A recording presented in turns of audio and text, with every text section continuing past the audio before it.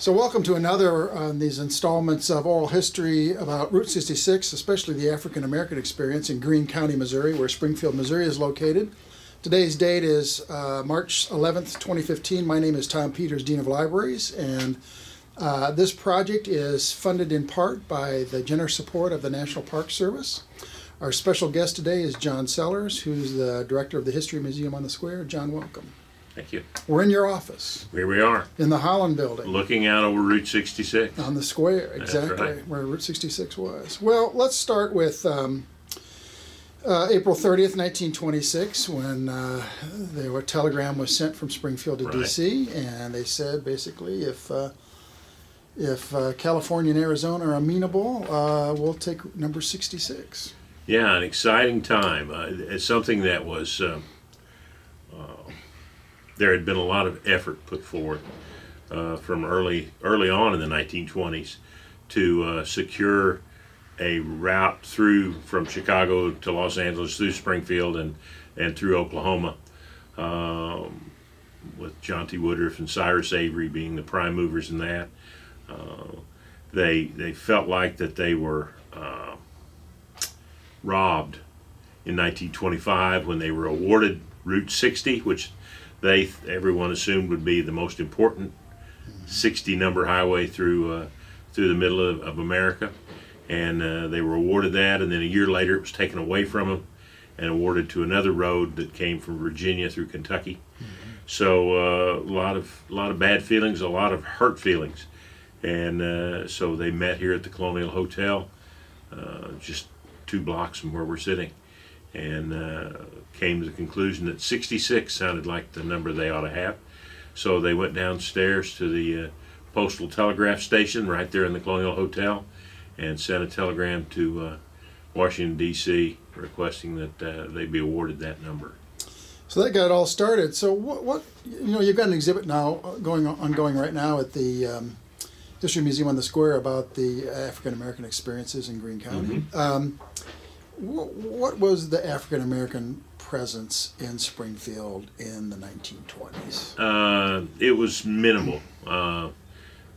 It was, by that time, probably 1% or maybe even a little less than 1% of the total population. Their main areas where they lived, there was one small area that they called the East End that was 1 block off Route 66. Ran along McDaniel Street, which was the middle block between the 2 main residential areas of Walnut and St. Louis Street. Mm-hmm. And so there was that little East End area, but most of their area where they lived was away from the highway. Mm-hmm. There was practically no mixing or contact between the white and the African American population. If someone was in transit, came through here,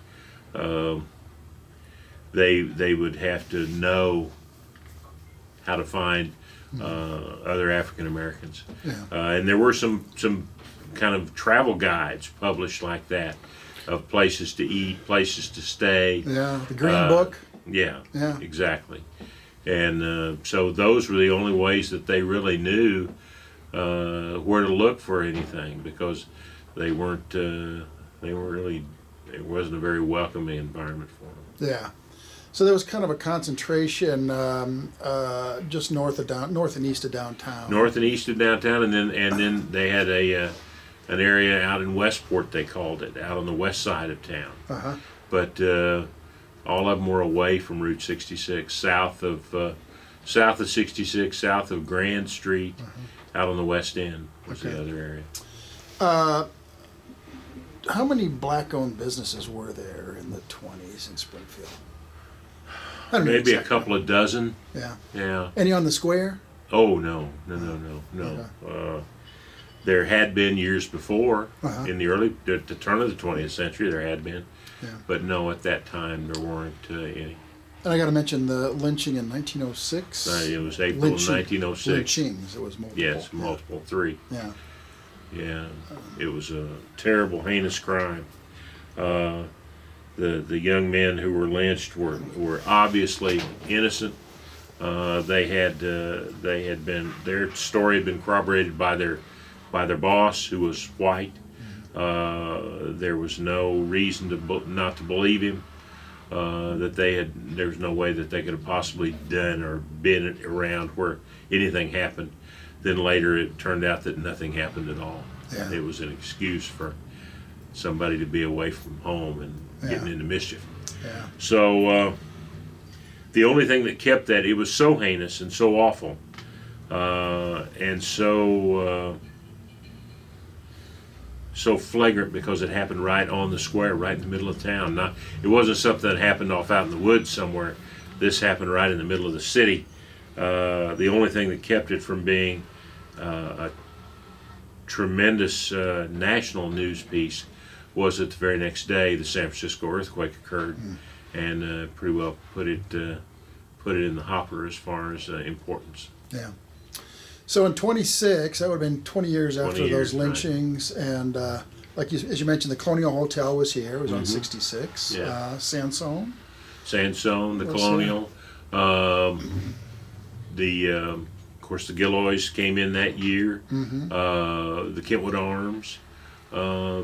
It's interesting when you start to mention things downtown. John T. Woodruff was the first head of the Route 66 Association from here in Springfield. He had come here in 1904 as an attorney for the railroad, and all of those significant structures on Route 66, with the exception of the Gilloys Theater, John T. Woodruff built them. yeah, He was an extraordinary man, an extraordinary promoter of this community, yeah, and his legacy is still felt today. yeah. And he wasn't the only one. I know Cyrus Avery had made sure that Route 66 went right by a motor court that he had. That he had a little restaurant and motor court, northeast of Tulsa there. Right. So so then the stock market crashed in 29. Describe the 30s in Springfield in general, and also for the African American population. The 30s in Springfield were a little less dire than they were some places, and probably for at least a portion of the African American community as well, because of the railroad. Springfield was a huge railroad town. At one time, as many as 4,000 people were employed by the railroad here, both male, female, black, white. It was a huge employer, and it was an employer that even during the recession, even during the Depression, still there were passengers to ride and freight to haul. Right. So it remained a generator of the community during that time. Yeah. And John T. Woodruff is instrumental in bringing the new Western Frisco maintenance and repair shops to Springfield. Absolutely. So. Built the office building here that brought the main offices to Springfield, right around the corner here at Jefferson and Olive. Yeah. And he was an astounding man. He was just a builder. He was on the committee that brought the medical center here in 1933, which was another big boost for the community. A federal prison, and he was on the committee that brought OReilly Hospital here. Yeah. And he was also on the committee that brought Missouri State here in 1905. Yeah, he was part owner of the land that they ended up saying exactly. That's where we want, the 40 acres they wanted. Yeah. So 30s were tough, but not dire. Exactly.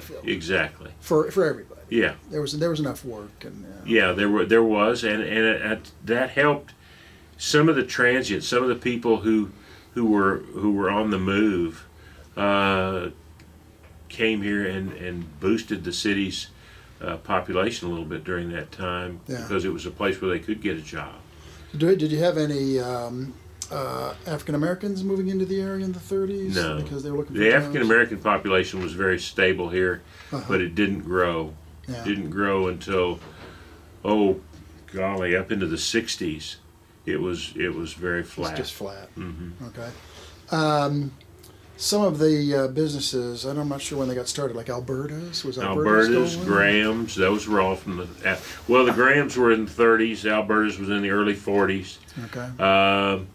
Graham's is kind of the head of the whole thing. They had a barbecue place. They served, black and white. Yeah. As they saw a need, they filled it. They built a little set of like a little miniature motor court behind the restaurant, and that was one of two places there in Alberta. Was the only two places where African Americans could stay if they came to the city, and so if they were allowed to entertain here, if they wanted to come to the Shrine Mosque and do a show, people would buy tickets and come to hear them, but they couldn't stay the night. Yeah. And so they would either come through, do a show, and they'd catch the train and go on to St. Louis or Kansas City or wherever, or they would stay at Alberta's or the Graham's, and so a lot of the conversation with the locals that I have done in our oral histories is about the exciting shows that they enjoyed going out behind Graham's, just in the park-like area between Graham's and the little motor court, and they would get done with wherever they had performed, Shrine Mosque or wherever, and then they would come out there and just do a little free show for the locals. Cool.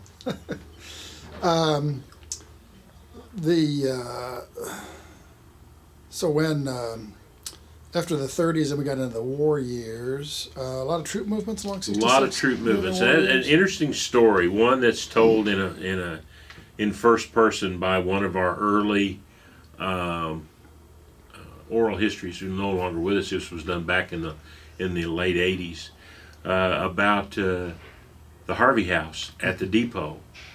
In the Harvey House, there was a low railing that divided between the white portion of the dining room and the African American portion of the dining room. And during the course of the war, there was a large contingent of African American soldiers in there. There wasn't room, and they actually just lifted that out of the floor and just set it aside, and it never was replaced. Really? And the dining room then from that day forward was just open to anyone. Yeah.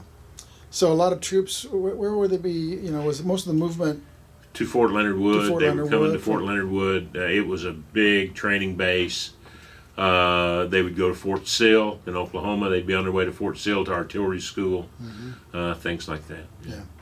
And then right after the war, like you mentioned, OReilly Hospital was built very quickly, as I recall. Well, it was built just at the beginning of the war. It was in operation all during World War II. Oh, okay. Yeah. And at times it would service as many as 10,000 patients a month. It was an extraordinary, it was the biggest hospital in the military hospital system for a good portion of World War II. Did a lot of facial reconstruction, a lot of burn work, and huge number of patients.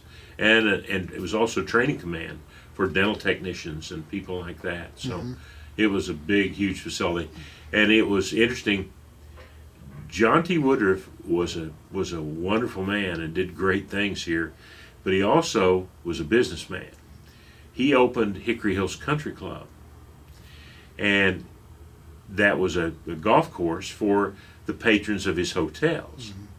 Well, when he brought the OReilly Hospital here, and also when he brought the medical center here, both of those big, huge boons to our economy came at the expense of two competitive golf courses that were removed right where they were located. Yeah. So I always thought that was kind of funny. Yeah. I forgot the question I was going to ask you about Alberta's. She had a farm west of town. Exactly. Just north of 66. She would have people that would go there and stay as well. Kind of an overflow location. Yeah. And she grew some vegetables and stuff Right, out there. stuff for her cafe. Okay. Do you know exactly where it is? I've been trying to... I think it was north of 60, on the north side of 66. It was out off at what now is 266. Yeah. I'd have to drive out there. I probably could point it out to you. Okay. Yeah. And back to OReilly Hospital, I've only been in the Springfield area for 3 years, but I probably had to take off my shoes to count the number of people that have told me that the reason they're here is because they had a family member who was in OReilly Hospital. Exactly. And then after, it began what has developed into this being such a rich and productive regional medical center. Smith Glen Callaway Clinic, people like that. Those doctors stayed on and developed those clinics that have all now been merged into the hospital system here. But yeah, that's a big part of who are now our major employers. Yeah. So then after the war, we got into the boom years, and how did '66 in general change? Did we see a lot more motels and motor courts open up? Yeah, well, you did, and you also saw that a lot of the communities, like Springfield, the traffic got so heavy and so much of it that that they built around it. They built the highway around the city. Yeah. So the original course of the highway into Springfield was in Division Street to Glenstone, down Glenstone, and right through the middle of the square. Mm-hmm. And then it came in Kearney Street and down Glenstone and right through the middle of the square.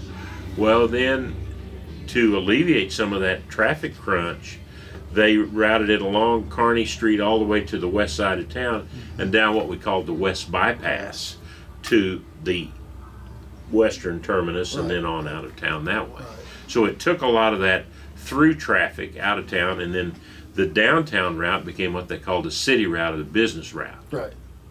You think that affected the businesses along 66? I think it afforded the opportunity for things to spread out, because you saw a lot more motels out on Kearney going farther out of town to the east. You saw a lot of motels springing up along the West Bypass, mm-hmm. and then farther out of town to the west. Yeah. Another thing that happened in the 50s, especially the latter part of the 50s, was the OZARK Jubilee. Right. Oh, the Jubilee was amazing. Just again, amazing. Right on the old 66 alignment. Right. Yeah, right. Just off just in the first block south of the highway. Yeah. Yeah, it was a heady time. You would be in a store, you'd be in the Sears store, you'd be somewhere, and you'd run into people that you'd seen on TV, on national TV the week before, because they all lived here. I mean, they came and they stayed for the whole run of the series. So I mean, some of those interesting, what if they'd known kind of things, like his Willie Nelson waiting for his chance on the Jubilee, washing dishes in a pancake house just around the corner. Yeah. Things like that are just going to school with Brenda Lee and stuff like that. Yeah. It's just amazing. Did Willie ever get on? I heard that. No, he never got on. He never got on the Jubilee. No. Yeah. Philharmonics. Philharmonics were extraordinary, and they traveled the Midwest in just a picture book kind of say a picture book. They traveled the Midwest and did everything they possibly could to entertain people that people would allow them to. Mm-hmm. And it's so sad when you look back based on today's frame of reference, and how incredibly successful they could have been on a much larger stage.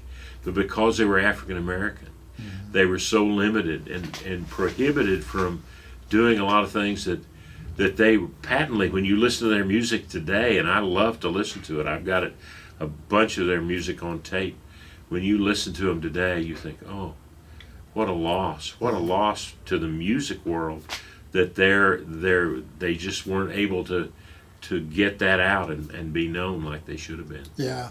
So every time I see a shot of the audience, the in-person audience at the OZARK Jubilee, I don't see anybody but white people. No. The blacks couldn't have come in? They didn't go. They couldn't go to the theater. There was only one theater in Springfield where they were allowed to attend, and that was the Landers. And they were only allowed to attend in the second balcony, the highest balcony. And it was blocked off from the rest of the theater. There was one outdoor stair access where they would buy their tickets, and then they had to walk around to the side of the building, go through a door, and then take a stairway that took them straight to the second balcony. They had their own restroom, they had their own concessions. Everything was totally self-contained, and they weren't allowed out of that area. And it was only certain days of the week even. Really? It wasn't a full run 7 day a week that they could even go. Really? I have interviewed some African Americans in the community who said they would watch the OZARK Jubilee just to see the Philharmonics. Mm-hmm.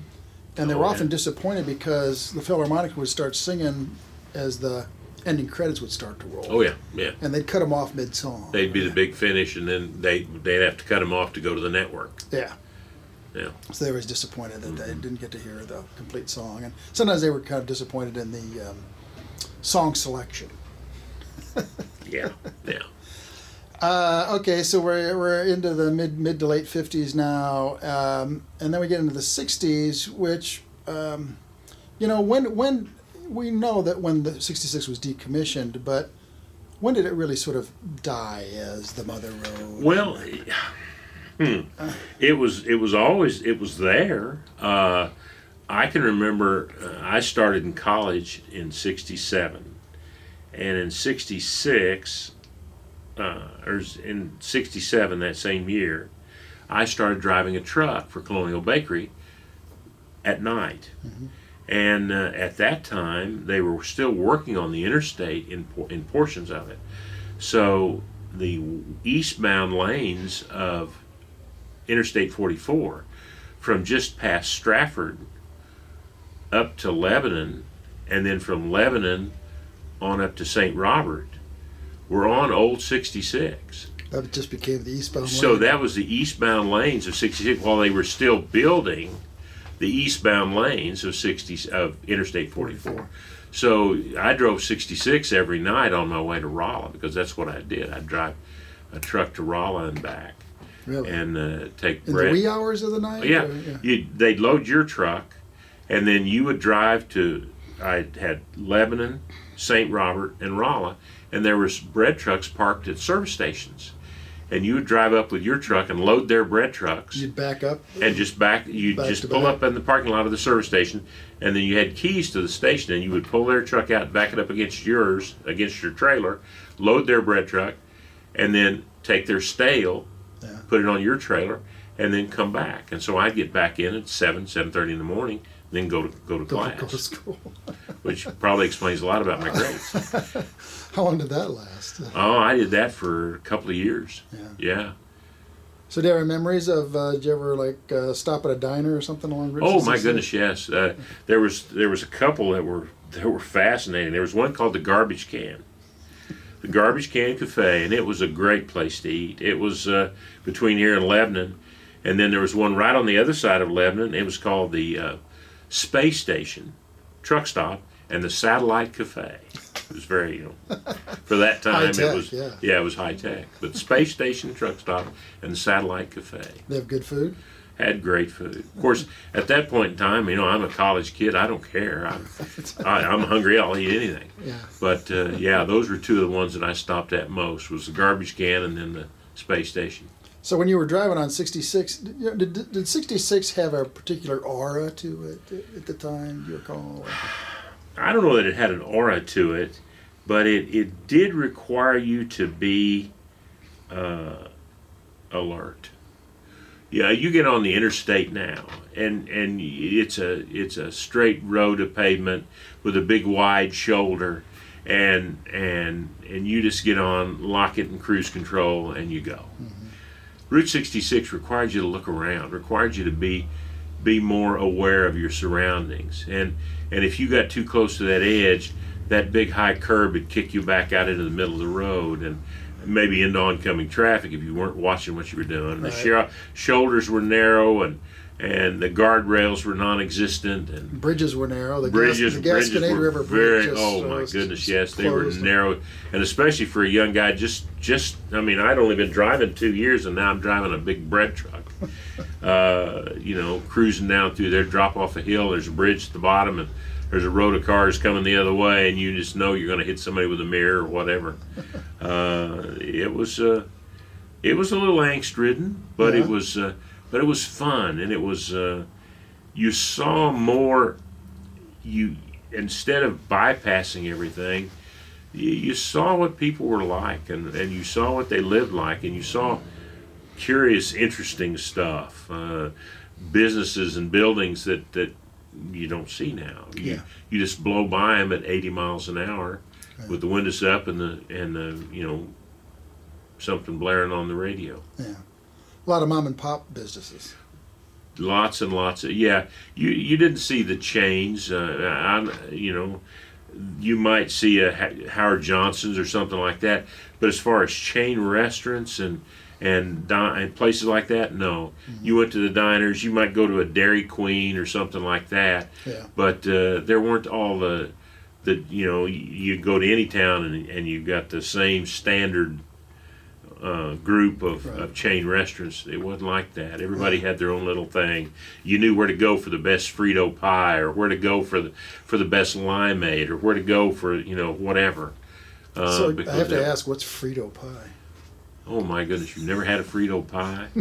See, now this tells you that I'm old and you're not. A Frito pie, they would take a little bag of Fritos, and they would just crunch it just a little bit, and then they'd take a sharp knife and split it, and then they'd pour chili in that bag, and they would hand it to you with a napkin around it because it was hot. Yeah. And you would eat that with a spoon out of that Frito bag. Uh-huh. That was a Frito pie. All right. Oh man, that was. I'm guessing you can't get those anywhere else. Oh yeah, every once in a while somebody will go retro on you and do a Frito pie, but generally they'll pour them out of the bag. I mean, a real purist would demand that they be in the little bag. Yeah.